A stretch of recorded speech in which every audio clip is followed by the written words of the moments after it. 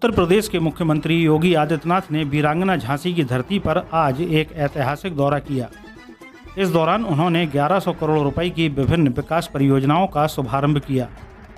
इन परियोजनाओं में smart hospital, युवा उद्यमियों को प्रोत्साहित करने की योजनाएं, आधारभूत ढांचे का विकास और स्वास्थ्य सेवाओं में सुधार शामिल हैं। मुख्यमंत्री योगी आदित्यनाथ ने स्मार्ट सिटी योजना के तहत निर्मित स्मार्ट हेल्थ सेंटर का उद्घाटन किया, जो आरटीओ ऑफिस के पास स्थित है। यह centre public private partnership model के तहत तैयार किया गया है, जिसमें नागरिकों को सस्ती और उच्च गुणवत्ता वाली चिकित्सा सेवाएं उपलब्ध कराई जाएंगी। यहां शुगर टेस्ट 24 रुपये में, सिटी स्कैन 250 रुपये में और अल्ट्रासाउंड 150 रुपये में होगा। यह पहल झांसी के नागरिकों के लिए एक महत्वपूर्ण राहत साबित होगी, खासकर गरीब और मध्यम वर्ग के लोगों के लिए जो महंगे इलाज का खर्च नहीं उठा सकते। इस परियोजना के तहत झांसी नगर निगम ने निजी कंपनी को जमीन और 18 करोड़ 64 लाख रुपए दिए हैं, जबकि शेष निवेश संबंधित कंपनी द्वारा किया गया है। स्मार्ट हेल्थ सेंटर में अत्याधुनिक उपकरण और विशेषज्ञ डॉक्टरों की टीम उपलब्ध रहेगी। झांसी में युवा उद्यमियों के लिए विशेष प्रदर्शनी आयोजित की गई, जिसमें बुंदेलखंड के 7 जिलों के लाभार्थियों ने भाग लिया। मुख्यमंत्री ने 1043 युवाओं को स्वरोजगार के लिए आर्थिक सहायता स्वरूप चेक वितरित किए, जिससे वे अपने स्टार्टअप शुरू कर सकें और आत्मनिर्भर बन सकें। मुख्यमंत्री ने कहा, उत्तर प्रदेश के युवा आत्मनिर्भर बने, इसके लिए सरकार हर संभव सहयोग दे रही है। हमारी सरकार युवाओं को स्वरोजगार और उद्यमिता के लिए प्रेरित कर रही है, जिससे प्रदेश में रोजगार के नए अवसर पैदा हो सकें। मुख्यमंत्री के आगमन को देखते हुए झांसी की यातायात व्यवस्था में अस्थायी बदलाव किए गए थे। कानपुर रोड, इलाइट चौराहा, स्टेशन रोड और अन्य प्रमुख मार्गों पर वाहनों के आवागमन को नियंत्रित किया गया, जिससे कार्यक्रम सुचारू रूप से संपन्न हो सके।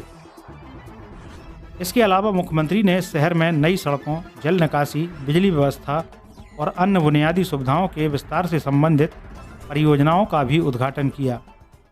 मुख्यमंत्री योगी आदित्यनाथ ने झांसी और बुंदेलखंड के समग्र विकास के लिए 1100 करोड़ रुपए की विभिन्न परियोजनाओं का शुभारंभ किया। इन योजनाओं से झांसी के नागरिकों के जीवन स्तर में सुधार आएगा और शहर को स्मार्ट सिटी के रूप में विकसित करने में मदद मिलेगी। मुख्य परियोजना ये हैं। स्मार्ट सिटी परियोजना के तहत मुख्यमंत्री ने स्मार्ट हॉस्पिटल, पैथोलॉजी सेंटर और नमूना संग्रहण केंद्रों का उद्घाटन किया। युवा उद्यमिता को बढ़ावा देने के लिए मुख्यमंत्री ने मुख्यमंत्री युवा उद्यमी विकास परियोजना के लाभार्थियों को ऋण वितरित किए। यातायात और आधारभूत ढांचा सुधार की दिशा में मुख्यमंत्री ने शहर में नई सड़कों, जल निकासी और बिजली आपूर्ति से जुड़े प्रोजेक्ट लॉन्च किए। अन्य स्वास्थ्य केंद्रों की स्थापना के तहत Nagra, Unnao gate, medical college gate number 1 और सीपरी बाजार में नमूना संग्रहण केंद्र खोले गए। मुख्यमंत्री के आगमन पर झांसी के नागरिकों और प्रशासनिक अधिकारियों ने उनका भव्य स्वागत किया। स्थानीय सांसद अनुराग शर्मा ने सोशल मीडिया पर अपनी प्रसन्नता व्यक्त करते हुए कहा कि झांसी को विकास की नई ऊंचाइयों तक पहुंचाने के लिए मुख्यमंत्री का यह कदम ऐतिहासिक साबित होगा। झांसी और बुंदेलखंड क्षेत्र में विकास की नई लहर से नागरिकों में उत्साह और उम्मीदों का माहौल है।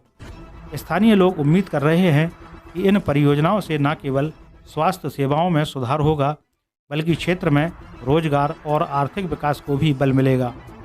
मुख्यमंत्री योगी आदित्यनाथ का यह दौरा झांसी के लिए मील का पत्थर साबित हो सकता है। 1100 करोड़ रुपए की विकास परियोजनाओं की सौगात से स्वास्थ्य, शिक्षा, यातायात और उद्यमिता के क्षेत्र में बड़ा बदलाव देखने को मिलेगा। स्मार्ट हेल्थ सेंटर और युवा स्वरोजगार योजनाओं से नागरिकों को प्रत्यक्ष लाभ मिलेगा, जिससे झांसी को एक विकसित और आत्मनिर्भर शहर बनाने की दिशा में मजबूती मिलेगी। नवोदय प्लस टाइम्स के लिए झांसी से ब्रजेश परिहार की रिपोर्ट। आवश्यकता नहीं पड़ेगी, कन्वेंशन सेंटर में ही एग्जीबिशन में लग जाएगा और वहीं पे इस प्रकार के बड़े कार्यक्रम भी हो पाएंगे। जब कार्यक्रम नहीं होने हैं तो वहां पे शादी ब्याह के कार्यक्रम, वहां पे इन्वेस्टर मीट के कार्यक्रम, वहां पर विभिन्न प्रकार के अन्य कार्यक्रमों को भी आगे बढ़ाया जा सकता है। बहनों और भाइयों, याद करिए, आज से 8 साल पहले एक बूंद पानी के लिए तरसता था बुंदेलखंड।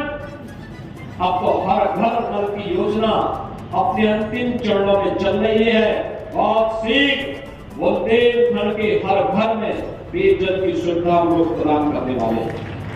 खेत बेतवा की परियोजना हर खेत को पानी पहुंचाने के लिए प्रतिबद्ध दिखाई दे रही है और बुंदेलखंड एक बार फिर से अपने पुराने गौरव के साथ आगे बढ़ने के लिए उतावला दिखाई दे रहा है।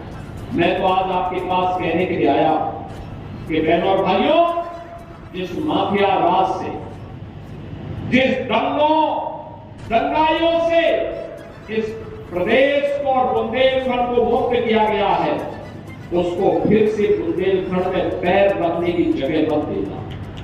अन्यथा आने वाली पीढ़ी कोसेगी आप लोगों को। हम लोगों ने तो अपने स्तर पर प्रयास किया है, आपको भी उस प्रयास का हिस्सा बनना है और हिस्सा बन करके जहां कहीं कोई ऐसा माफिया खड़ा होने का दुस्साहस करता है, पुरजोर उसका प्रतिकार करने की आवश्यकता है। सरकार आपके साथ खड़ी होगी, आपके साथ खड़ी होगी। कोई भी अगर व्यक्ति ऐसे लोगों को जो गरीबों का शोषण करता है, गरीबों की, व्यापारियों की शोषण करता है, बेटियों की सुरक्षा में सेंध लगाता है और बुंदेलखंड में विकास में बाधक बनता है, उस बैरियर को हटाने की जिम्मेदारी हमारी। हम लोग आपके साथ खड़े हैं। युवाओं के जीवन के साथ जो खिलवाड़ करेगा उसको उसकी कीमत चुकानी पड़ेगी। अन्नदाता किसानों के भाग्य को बदलने के लिए सरकार के द्वारा जो उठाए गए कदम है, आपने देखा होगा कल ही हमारी सरकार ने गेहूं का एमएसपी घोषित किया है। प्रति क्विंटल 150 रुपया और बढ़ाया गया है। 2425 रुपया हम लोग गेहूं का अपने अन्नदाता किसानों को उपलब्ध करवाएंगे। क्रय केंद्र खोलेंगे। आने वाले समय में सरकार ने व्यवस्था की है, हर मंडी में हम लोग माता सबरी के नाम पर एक सस्ती कैंटीन अन्नदाता किसान के लिए उपलब्ध करवाएंगे, जहां उसको चाय मिल सके, सस्ते में भोजन मिल सके, वहां पे बैठने की व्यवस्था दे सके। हम लोग पहले चरण में 7 माता अहिल्याबाई के नाम पर कामकाजी महिलाओं के लिए छात्रावास का निर्माण करने जा रहे हैं। उनके सुरक्षित छात्रावास जहां वे रह सके, उनके लिए व्यवस्था देने जा रहे हैं। सरकार ने तय किया है, हमने पिछली बार